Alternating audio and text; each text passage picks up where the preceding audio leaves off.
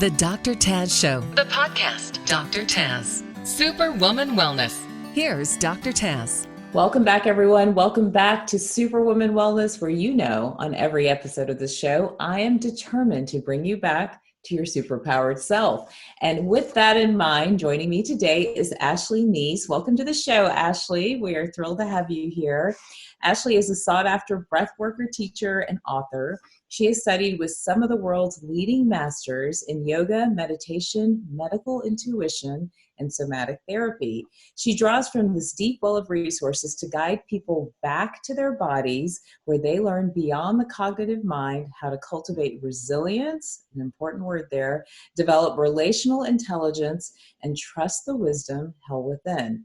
Her passion lives in the belief that our deepest and most profound healing occurs when we learn to listen to the unique language of our bodies. Welcome to the show, Ashley. So happy to have you here. Thank you so much for having me. It's such an honor. Well, I couldn't be more excited because, as I've kind of trudged along here in my medical career, and I too have personally gone away from just the cognitive mind and everything that I know and all the chemistry and textbooks and pages that I've read over the years, and I continue to read and educate myself. I love it. But I do know that there's another dimension to healing, to medicine, to our bodies that we are just barely tapping into, barely touching the surface. Tell us a little bit about how you landed sort of in this particular area of healing and dealing with people, and what sort of happened since. I have a very colorful background. Like I was saying before too, I grew up in Atlanta. And I actually started out in college. Hometown girl here. I love it. Went to college in Atlanta, was an art major, and then went on to actually move to San Francisco and get my master's in fine art and worked as an artist and teaching art for many years. And alongside was studying holistic healing arts. And so I had these two really interesting practices where I was kind of out in the world as this artist and then personally doing yoga and eating certain things and meditating and breathing. And it wasn't necessarily part of my art practice, but it was a huge part of my life. And I hit 30 years old, and I was at this beautiful retreat center up in Canada, Banff Center for the Arts. It's so incredible. And I was teaching this beautiful, it's like Lake stunning. Louise. I mean, that whole area is just so stunning. It was one of those pinch me moments. You're like, how did I get here? So I was up there teaching this really incredible residency about love and connection. And I just had this moment where I was like, oh, I want to pivot. I want to actually take my career in a different direction. Wow. And I wasn't quite sure what that was, but that's kind of where things really started for me, where I was like, I knew I always wanted to do something creative, and I wanted to keep working with people, but just in a different way. So you talk a lot, and a lot of what you have written about is about breath work, right? And how that may be the key, that may be the tool ultimately to healing. Can you talk about that a little bit for us, how you connect those dots? How did you land from an art background into talking about breath work, and what have you sort of seen, in your experience, how that really plays into how we feel, how we function in the world, the decisions we make, and then of course, how we are doing medically? Yeah. So the thing that I love about breathwork is it is the core of every mindfulness practice, right? Breathwork is the core of Qigong. It's the core of Ayurveda. It's the core of yoga. It's the core of meditation. It's the core of so many healing arts. And so after so many years of studying all these different energy medicine practices, all these different meditation techniques, I also have a background in classical hatha yoga, which I've practiced for over 15 years. So, and I started teaching yoga in LA, and it was when I was teaching yoga and meditation in LA that I was like, oh, you know what? Teaching asana is beautiful. It's really incredible, but there's something deeper here that I'm wanting to get at with people. And it was the pranayama or the breath work that I was the most interested in. And what I loved about it was there was no kind of preconceived notion what it is. People didn't have to wear a certain outfit. They didn't have to stop thinking, all these things that people kind of equate to yoga and meditation. So kind of leveled out the playing, so to speak. And so I went in a direction at the, trust of my teacher. He was like, why don't you just start teaching some breathwork classes? And I didn't even really know what I was doing in terms of was that going to be my career? I just followed my gut and I was like, this is something that's really interesting to me, because what's so powerful about breath work is that when we change our rate of respiration, we literally change our thinking, we change our belief system, everything follows suit. And Wow. so while it's beautiful to do all these poses and they have like so much place and history, and as well as like current wellness, there's like a deeper calling that I had. Oh, I love that. And I'm a huge fan of yoga. In fact, I crave my yoga. I've had to sit out like the last 3 or 4 days between travel and getting sick and all that other stuff. And you just don't feel good because you don't have that rhythm and that routine that you look so forward to. But it was interesting. I challenged myself recently. Like, I hate weight training because I love yoga so much, but I'm like, I need to get back in the gym and train. And you know what? One of the first things that the trainer said to me, he was wonderful, but one of the first things he said to me is, as he was assessing kind of how I carry myself and all that other stuff, he goes, you are holding your breath and not getting oxygen to the muscles of your face and your neck and your shoulders, which is why they are so tight. And as they become tight over time, they atrophy. And that's why I was complaining about shoulder weakness, which I was attributing to like picking up children and picking everything up on the same side. He goes, that's a big part of why your shoulder's weak. You're just not breathing throughout the day. And I was like, oh my gosh, he's right. I do a lot and I'm running and juggling and all that other stuff. And I will hold my mouth and I'll hold things in and I won't breathe. And that's why I crave yoga so much, because there's so much of an emphasis on breathing as you go through the entire routine. But when it comes to, I'm sure some of you out there might be rolling your eyes at us and being like, really, they're going to teach us how to breathe. But connect the dots for us. Connect the dots for the skeptic out there who may not understand how important the breath is and how it's connected to so many things, especially as women, right, that we see today. I think, people don't understand that there's a difference between breathing here and then breathing all the way down into your diaphragm. But connect that for us so that, we can all understand that a little bit better. Yeah, so I love skeptics. They're like my favorite students. We welcome you, skeptics. Come on in. I love skeptics. It's funny because I don't come across them as much as I used to, but especially when I first started out, you get the eye roll. I started getting involved with a lot of corporate work in LA and going into like a room full of suits and ties, and they're kind of with their arms crossed, like, really, this young woman's going to like teach us something about our breath. And I'm like, all right, everyone, just take a deep inhale. And as soon as everyone starts inhaling, guess what happens? Their shoulders go up to their ears, literally. They're like, and I'm like, oh, okay, there we are. And even just that awareness of like, put your hand on your belly. What do you feel right now as you're breathing? I don't feel anything. Okay, that's a really good piece of information. Just like what you were saying, the breath isn't going all the way down to the bottom of the lungs, which is actually really important for many reasons. One, that's where a lot of our parasympathetic nervous system receptors are. So when we talk about stress, so when we talk about being overwhelmed, when we talk about being in like kind of a constant state of fight or flight, we want to get the oxygen all the way down to the bottom of the lungs. So there's a reason ancient yogis are so focused on that long exhale. Science has proven now, these ancient mystics have known forever. It's like, oh, right, we want to get the oxygen all the way down. So what does that mean? Inhale slowly, exhale slowly, and that will start to shift the way our nervous system is responding. And what's so beautiful is it's not necessarily changing what's happening on the outside, but it's changing for us what's happening on the inside so that we can show up and respond instead of react, right? Absolutely. So what's the right way to breathe? What are we all doing wrong? And if you had to, tell us a couple of hacks and tips, show us how to breathe correctly maybe. And then also, what are things to do when we can catch ourselves, right? Because we can all take a lesson, but then when we're in the rhythm of the day, we'll often catch ourselves not following what we're supposed to do. Yeah. And something I hear a lot from clients, especially after that first session, and I love that you mentioned like, oh, there's these muscles here in my body that aren't getting enough oxygen, and those muscles are really tight and they can atrophy.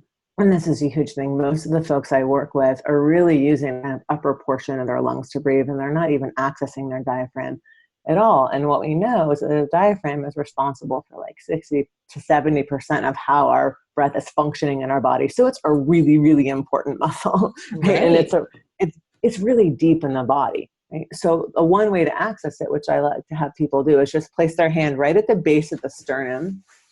So kind of high up on your belly. And then just see on the inhale, can you feel a slight expansion? So can you feel the top of your belly moving toward your hand? And on the exhale, there's a softening. It's just a letting go. So there's no contracting on the exhale. It's just inhale, breathing in, feeling that expansion of the upper abdominal muscles, and then exhaling, softening, just letting it go. And so that right there is key. I would say probably 70% of the people I see the first time I see them, that inhale, there's a contraction on the inhale. So the breath is actually going in the opposite direction that we want it to go for optimal breathing. Let's do that one more time just to make sure everybody caught it. So hand is going right Yep. below the sternum. I don't know if you Right guys below can the see sternum. me. Let's see if I can lower this just a little bit, but right below the sternum here. And Yeah. then we are inhaling through our nose or mouth or both. Yeah, so inhale through the nose. Just not, as long as you can go, it doesn't need to be super long. Couple counts. And then exhale through the nose. And as you inhale, see if you can feel an expansion into your hand. Those upper abdominal muscles expanding into your hand. And then on the exhale through the nose, it's just a softening. Another really great trick, we can try this now so that everybody can try this at home as well. Place your hands on your side. So lower ribs, just like that. Beautiful. And then same thing here. Inhale and see if you can feel your ribs expand on the inhale. And you're going to feel your chest lift. That's beautiful. And then exhale, again, just soften. Just let everything go. Yeah. And then inhale and really emphasize the sides of the body. So the lungs expanding out to the side. And then exhaling, letting it go.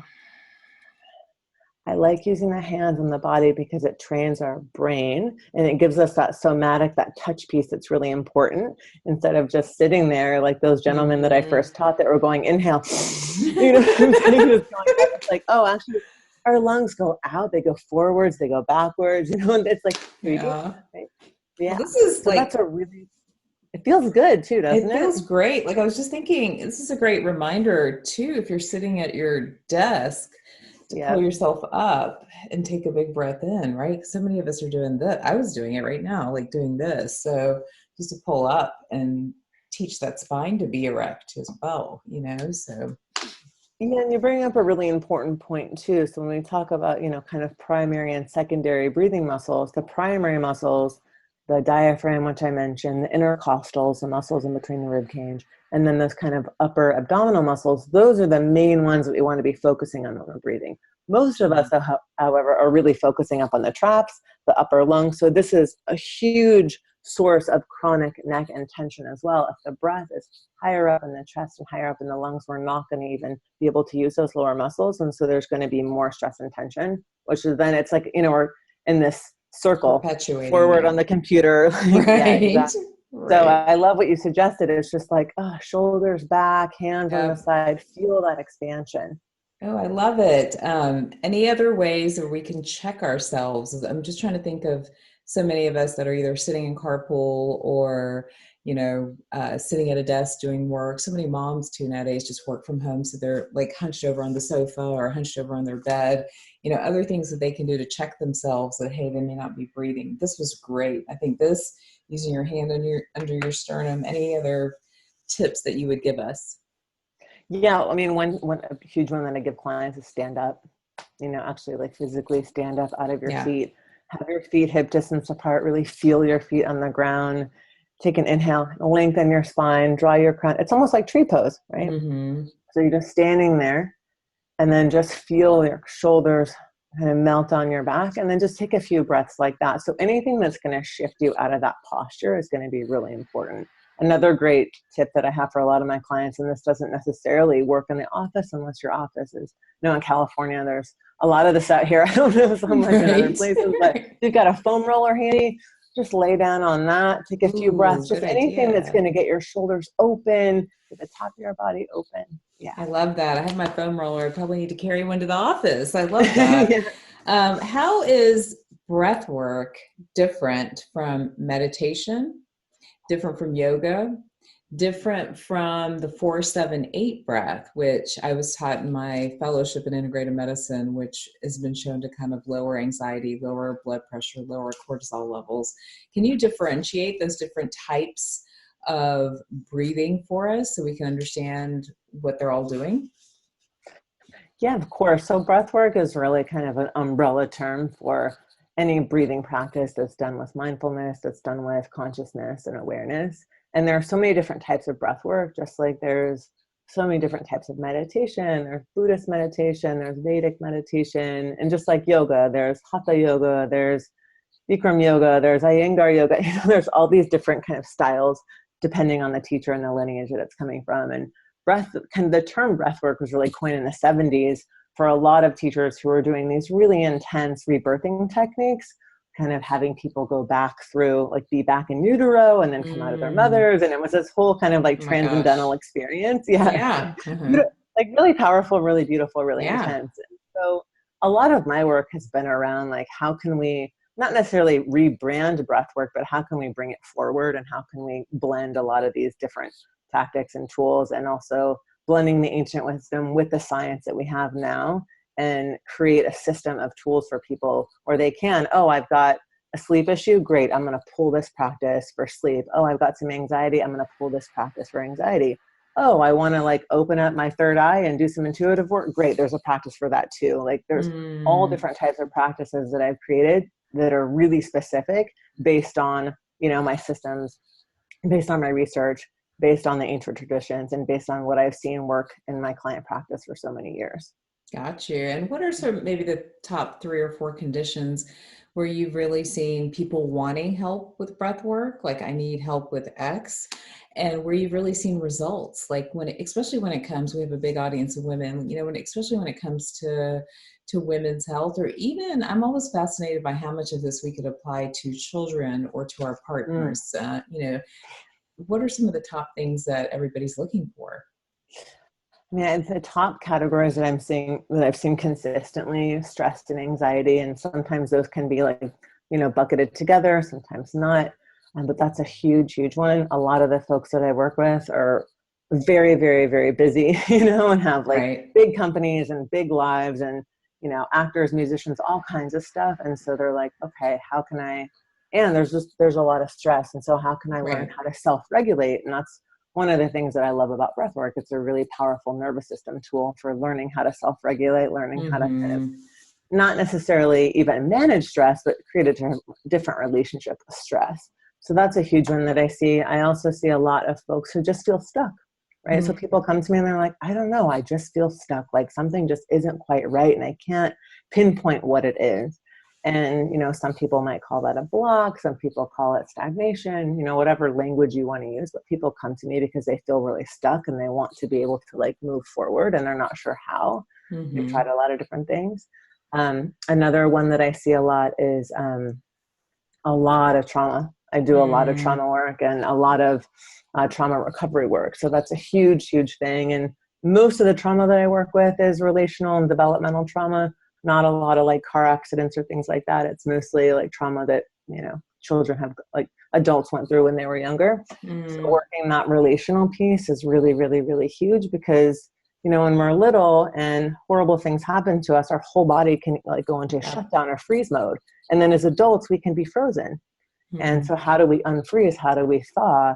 And breathing is a really powerful tool. It's not the only tool, but it's one tool that I use to help people like kind of thaw their system and learn how to create safety and engagement, and, in the relational context, which I think is really important. So those are probably the like top ones. Why do people get stuck? What happens with getting stuck? What are you seeing? People get stuck for so many reasons. I think the biggest one is fear. And there's so much like, well, I've been doing this same thing over and over and over and over, and I don't really know what else to do. And the thing is, it's like, especially once we hit a certain age, like if we haven't been like actively engaged with a practice of like really working with our brains and really working with creativity, it's like we can feel like there's no options, right? It's like our menu is really limited. It's like, well, I can go here or here. That's it. And so what I love about the breath, again, it's opening everything up. It's really working with the nervous system to bring ourselves into a state of social engagement so that there's a huge menu of options. Mm-hmm. Instead of just right or left, like, what if I go a little bit right? You know what I'm saying? It's like we can do these different degrees of change. And so I think that's a huge piece there. And I'm curious about timeline, like especially, first of all, is this something you do daily? Is this something that you do once or twice a week? And then if you do have a condition, like you are stuck or blocked or you've had trauma, then what are we looking at? Like what sort of rhythm of doing this type of work is appropriate and can bring about healing? Yeah, that's a really wonderful question. And it's so like kind of case by case dependent, but I think for folks who are stuck, and again, it depends on why they're stuck. Mm-hmm. And usually like that gets uncovered with a couple sessions. We're like, oh, okay, that's what it is. But for them, it can be a practice, I always suggest a practice every day, regardless. It's just like drinking water or, doing your dry brushing or getting your exercise. Breathing is really important. We already can see all the research and health benefits on why it's important. Right. And so it's just kind of for that reason, I'm doing it every day. But to really move through things, it just depends on the person. And with trauma, I always say, as long as you've suffered with whatever X is, whether it's a behavior, a belief, all these kinds of things, like I would suggest at least 1 to 2 months of like kind of intensive work, for the amount of years that you've been suffering. Gotcha. And then what's the science say? How does the science sort of put all this together? Do they say, okay, there's proof that this group that did breath work recovered from trauma better, this group did this? Is there some data there that the skeptics would love to see or hear about? There's a lot of research on breathwork for anxiety, breathwork for sleep. Some of my favorite research is on this really wonderful experiment that was done in, I'll have to send you I can't remember the date exactly, but early 2000s on breath and emotions and, how our emotional state is so dependent on what's happening with our autonomic nervous system and our rate of respiration. So to me, that's really fascinating. It's like when we're really, really, really happy, our breathing pattern is going to be completely different than when we're upset. And what's so powerful about our bodies and how they work is we don't even have to like physically be in that situation to like have those sensations playing out in our body. So right now, everyone can just take a moment and think about an experience that they had recently where they felt joy, right? And so just even take a moment now. When was the last time in the last week that you felt joy? And if you can't remember in the last week, the last couple weeks, last month. And as you put yourself back in that experience of feeling joy, what do you notice in your body? Your body calms down and relaxes. Right? It's like and it's quick. Totally. Right? It's really, really quick. It's instant. Yeah. So there it is. Well, that's amazing. And I know we're getting close on time, but I'm curious, the medical intuitive part of what you do, I'm super curious about that. Can you tell me a little bit about that? Yeah, so I use it now like very, very differently than I used to. And I studied with a really phenomenal teacher up in Mill Valley and for years. And, I used to do like my practice, I would do more readings. It's like when you go to see an intuitive or go, have a tarot reading and the person's like, okay, I see this, this, this, and this, and this, this, and that. And what I found in that practice was that it was just, people would leave and they'd get all this information, but then I was kind of feeling like, that's not actually very empowering. For me, it didn't feel like I was really empowering people. And what I found in my practice now is that like the art of a really like well-timed question or a really thought out pause or holding the space in just a slightly different way actually allows the client to find that answer on their own. And that to me was just like, that was it. I was like, I don't want to do that work anymore. Not that it doesn't influence or show up in what I do, right? But I don't kind of read people anymore. And it's really powerful. Interesting. Yeah. Well, you've written about breath work. You have some tools about breath work. Tell us what's available to any of us who may want to dig deeper or learn more about your work. What's the best way to kind of go about that? Yeah, so I have a book. It's kind of everywhere books are sold. It's called How to Breathe, 25 Practices for Calm, Joy, and Resilience. And it's exactly what it sounds like. There's 25 practices in there, everything from kind of dealing with anger to connecting with your partner, your children, sleeping, all different kinds of stuff. It's a really beautifully laid out book, lots of tactical tips in there, lots of research, all kinds of stuff. It's exciting this year. That book's going to be coming out in Chinese, Korean, and Czech. It's already out in the UK as well. So yeah, it's kind of going out there and finding its way, which was really cool. It's amazing. Yeah. Yeah. Wonderful. It's really wild. We're like, okay, it just keeps like expanding and growing. And to me, it's just also a testament to like all the work that all of us are doing in the wellness space. It's becoming like larger and larger, and more people are getting on board. Very much so. It's cool. You know, someone asked me the other day, they were like, oh, do you like think it's problematic that this is becoming mainstream? And I was like, oh my gosh, of course not. Amazing. I'm in the opposite camp. I'm like, bring it to everyone. Yes. No kidding. I was called a quack for I don't know how long. So to see it like shift where everyone wants a piece of it, I think is amazing. Yeah, so me too. That's I'm awesome. and then what about like connecting with you? Like, are you on Instagram, Facebook? Where are you? How do we find you? I'm mostly on Instagram at Ashley_Neese. I do take quite a few social media breaks every year, but when I'm on there. Yeah. Good for you.